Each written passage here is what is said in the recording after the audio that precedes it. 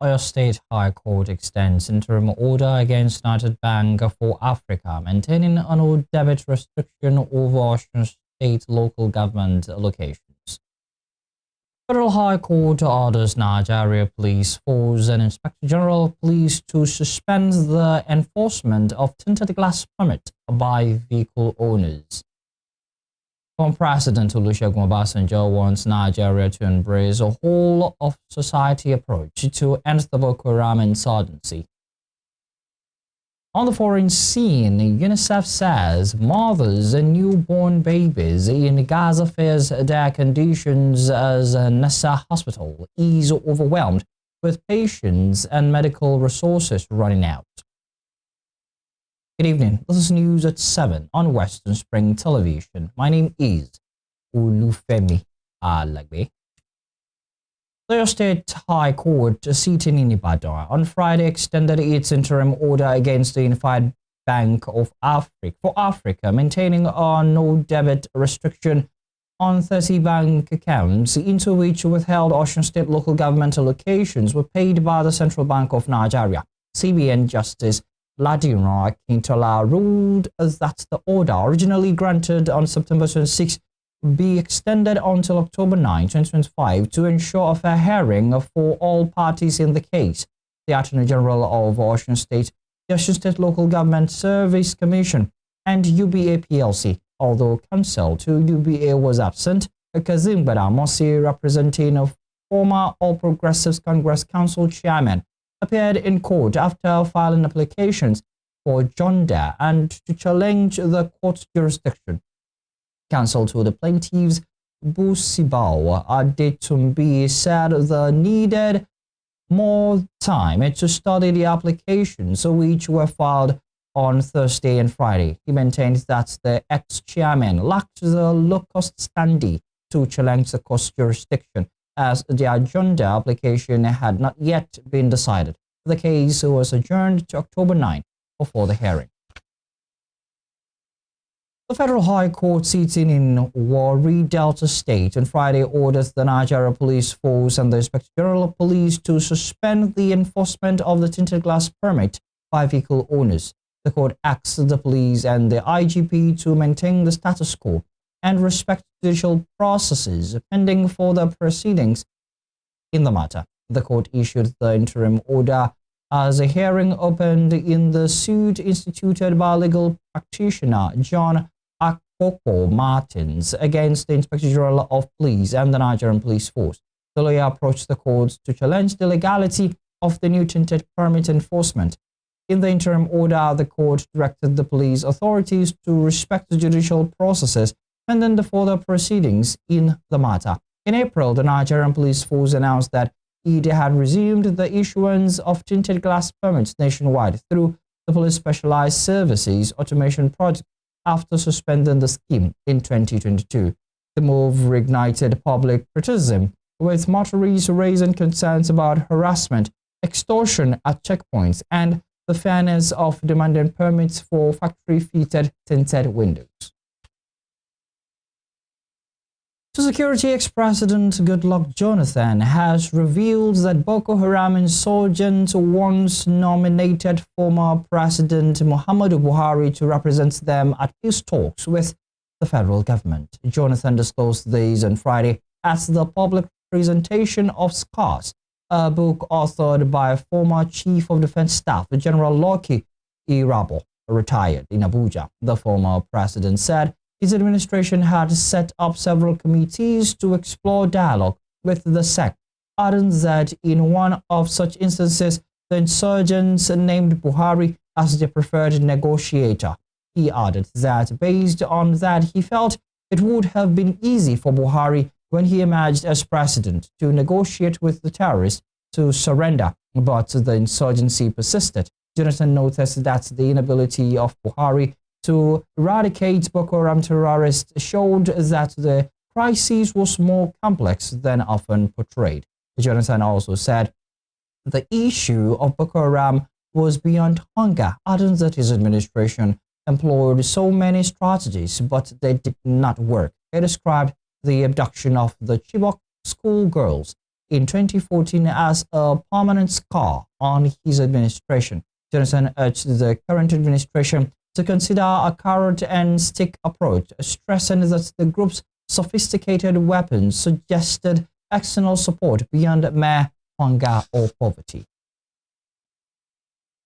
In the meantime, former President Olusegun Obasanjo says Nigeria must embrace a whole-of-society approach to end the Boko Haram insurgency and other security threats. Obasanjo spoke on Thursday in Abuja at the public presentation of Scars, Nigeria's Journey and the Boko Haram Conundrum, a book authored by Lucky Rabo, the retired Chief of Defense Staff.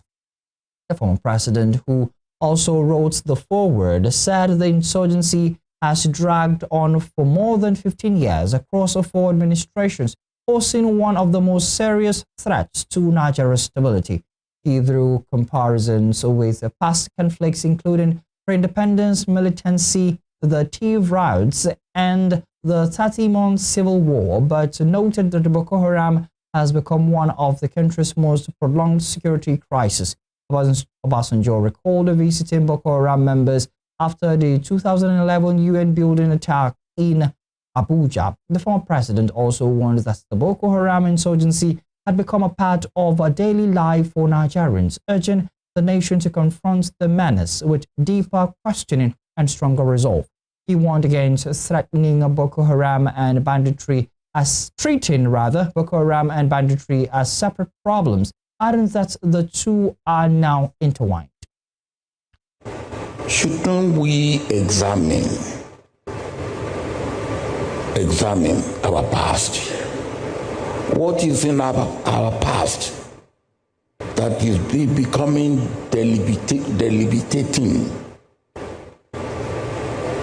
destructive to our present and obviously to our future? And I believe that is what you have tried to do in your book. There is normally the tendency, don't talk about it, let's leave it. And I believe that we must get out of that culture. Let us see it as it is. The history, the life of any nation, any family, any institution has the good, the bad, and the ugly. What is important, and our Master of Ceremony and Mistress of Ceremony made that point, is let us have it, let us look at it, and let us think about it. And when we have to find solution, we may even look beyond what we can see.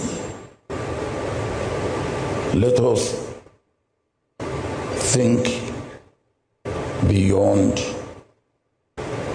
what is available. Moving on, an unconfirmed number of persons have lost their lives in a tanker fire accident that occurred at midnight along the Abeokuta-Shagamu Expressway. Spokesperson for the Osun State Traffic Compliance and Enforcement Agency, Babatunde Akimbi, said the fire began at about 1 a.m. on Friday. According to Akimbi, a petrol-laden 33,000-liter tanker overturned due to excessive speeding and spilled its contents on the highway. It shows that the impact of the fall triggered a fire outbreak, which spread to other vehicles and electric poles. He added that due to the ongoing rescue efforts, traffic within the corridor had been diverted to a single lane. Meanwhile, in Oyo State, a blaze has ravaged a solar and electrical company in the Iwo Road area of Ibadan, the Oyo State capital. The incident was said to have occurred on Thursday, and the fire destroyed the training office of Sun Watts Solar and Electrical Company located at the upper floor of the Salinsile building. It was also gathered that electrical appliances and other equipment valued at several million naira were lost to the incident. Special advisor to the governor on fire service reform and agency chairman Maruf Akinwande has said officers of the agency swung into action and the fire was curtailed and restricted from spreading to other parts of the building. He advised the public to be conscious of fire while stressing the importance of having extinguishers to prevent fire incidents from spreading. Talking health, vaccines are only as effective as the systems delivering them, and in Osun State, where many communities once faced long, uncertain journeys to the nearest clinic, a growing network of revitalized primary health care centers in changing the narrative. Olalekan Akindoju reports that with solar-powered facilities, better drug supply, and a closer link between antenatal care and child immunization, the state is seeing real results. Oluwaseyi Omoni cuddles a 15-month-old child as she presents him at the primary healthcare center in Osun, a town in Irekpodun local government of Osun State, for another dose of vaccine. It's easy for me because my house is nearby. It's not far from this place. I will not take any Okada or bus to come here because it's at the back of my house. That is why it's very easy for me and every one of us here. Across Osun State, more families are being connected to the primary healthcare system, and mothers are bringing their children for vaccination through a link with other essential services like antenatal care and screening. Through an integrated vaccination campaign, eligible children, pregnant women, and other residents of the state are also benefiting from integrated health services. In the past 2 years, the government says it has completed the upgrade and renovation of over 200 primary healthcare facilities across the state, each one situated in a ward, thereby bringing healthcare closer to rural areas and helping to expand vaccination. The revitalized health centers were equipped with solar panels to ensure 24 hours water and power supply, as well as provision of drugs through the Osun Primary Healthcare Board. It's a Wednesday morning in Ido-Osun, Egbedore local government of Osun State, and the PHC in the town is filled with children and young people who have come for vaccination. Tomilola Adebayo has come to take the human papillomavirus HPV vaccine aimed at preventing cervical cancer. She says the process has been made easier by the availability of a functional PHC in the town. Success Oyelowo also brought a 3-month-old baby to the PHC for routine immunization. Every child has this particular card called immunization card. A date is being written, given to every parent, which indicates the date a particular child is to take that immunization. According to the World Health Organization, WHO, immunization currently prevents 3.5 million to 5 million deaths every year from diseases like diphtheria, tetanus, whooping cough, influenza, and measles. Findings suggest that Osun State has a low zero-dose prevalence compared to many other states. And according to the Nigeria Demographic and Health Survey, NDHS, in 2018, 17.2% of children aged 12 to 23 months were fully vaccinated according to the national schedule. This rate jumped to 41.2% in the 2023-2024 NDHS survey, showing a 24% increase. However, this still falls short of the WHO's 80% target. In the time past, it's lagging somehow because people are not getting to have the understanding. Head of the Nigerian Red Cross in Osun State, Tolulope Ogunleye, believes the state government investment in primary healthcare centers has made it easier for residents to have access to vaccines. If you have vaccines at our cold chain co-room and there's no health center to take them to, how will our people be beneficiary of these vaccinations? So that's why I said, linking it together, we have vaccination, availability of vaccines, then we have healthcare centers to take them to. So that brings the connectivity. On the 12th of December 2024, Osun State emerged as the Southwest champion of the Primary Healthcare Leadership Challenge Award with a prize of $500,000, an amount expected to be further invested in the PHCs. Across several towns in Osun State, many residents seem to now have access to vaccination. This is due to the expansion of the primary healthcare system across the wards of the state. However, some issues still remain. Osun State has 332 wards, and the government's claim of renovating and revitalizing 200 PHCs means there are 132 wards yet to be reached, though the state governor, Ademola Adeleke, earlier promised to ensure the rest were completed in 2025. Fatima Raimi is a resident of Egbedi Town, Egbedore local government area of Osun State. The aged woman who stood in front of the community's dilapidated health center wants the state government to extend its PHC renovation drive to the town.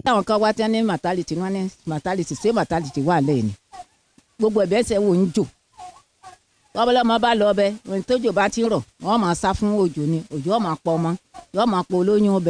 access to vaccination has improved in Osun State, Fatima's concerns are important as the renovation of 200 out of 332 PHCs means some communities still have limited access. Rural and hard-to-reach areas still lack functional centers, leaving gaps in equitable service delivery. There are also issues around staff availability, medical equipment, drug supplies, cold chain facilities, and some other essential services. The state government must also put up a sustainable plan to ensure the renovations and upgrades are maintained in the long term, most likely through budget provisions. Tolulope Ogunleye, who heads the Nigerian Red Cross in Osun State, also says there are other challenges. When you get to some houses, to orientate them, to sensitize them about particular disease, they say, I know in our church, in our mosque, they say we should not take such. That is one. Two is cultural belief.